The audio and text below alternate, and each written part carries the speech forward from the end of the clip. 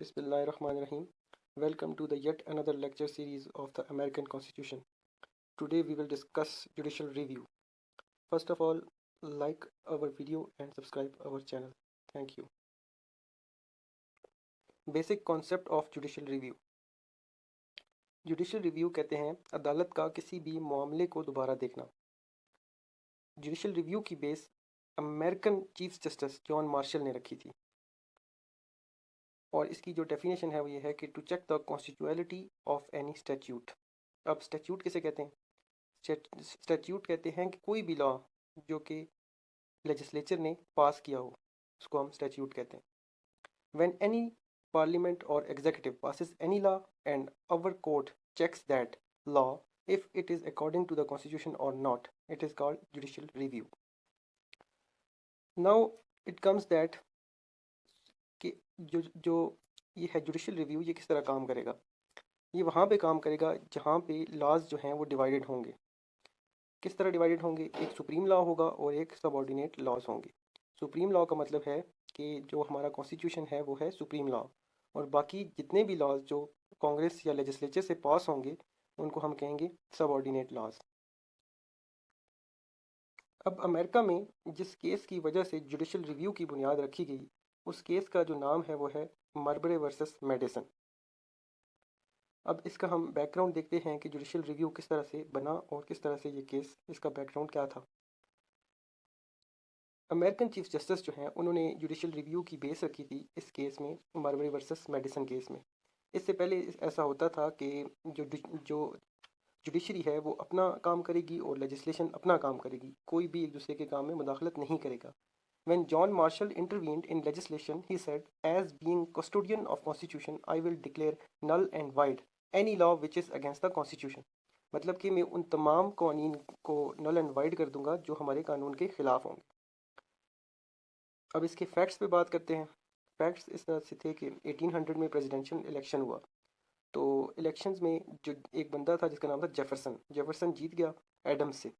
तो एडम्स जो था उसने कंट्रोल देने से पहले एक एक्ट के तहत 1801 जुडिशरी एक्ट के तहत जो है वो अपने जुडिशल सेटअप में उसने चेंजेस की और कुछ न्यू जजेस अपॉइंट कर दिए।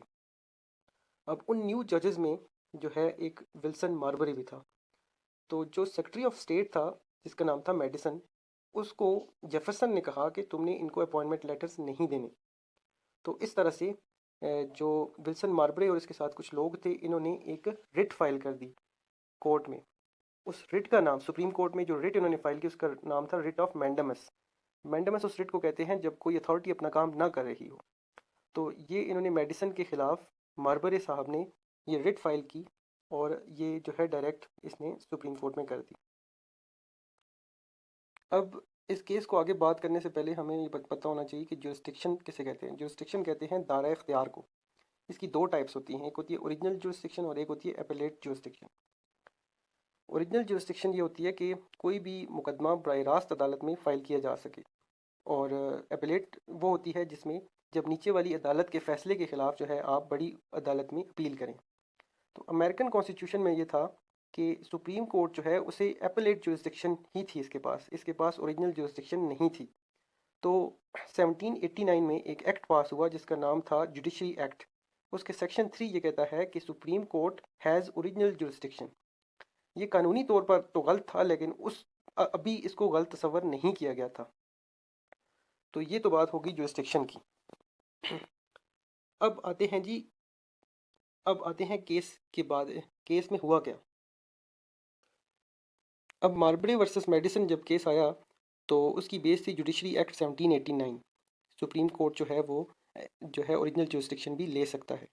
तो John Marshall wanted to find some middle way so that no letter should be given and respect and dignity of the court should increase.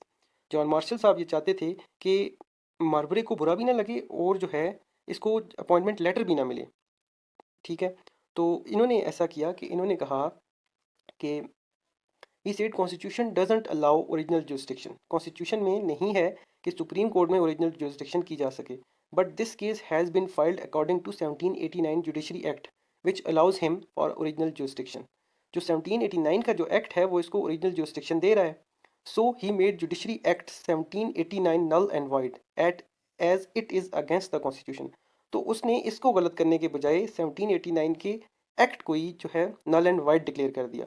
तो इससे जब उन्होंने पूछा कि तुमने क्या किया, then he remarked, I have checked the constitutionality of the statute as I have found this statute contradictory to the constitution, so I declare it as null and void. I have done judicial review. तो इसने कहा कि ये जो act था 1789 का, ये हमारे कॉन्स्टिट्यूशन के खिलाफ है, इस वजह से मैं इसको नल एंड वाइड जो है वो डिक्लेयर करता हूँ। Whenever court checks the any subordinate statute on the touchstone and declare it as against constitution, then it is called as judicial review. And और ये जो था फैसला, ये 1803 में आया था, और इसी फैसले की बेस पे पूरी दुनिया में ये कॉन्सेप्ट, जुडिशल रिव्यू का कॉन्सेप्ट जो है वो सामने आया। वीडियो को देखने के लिए बहुत शुक्रिया। इस वीडियो को लाइक करें और शेयर भी करें।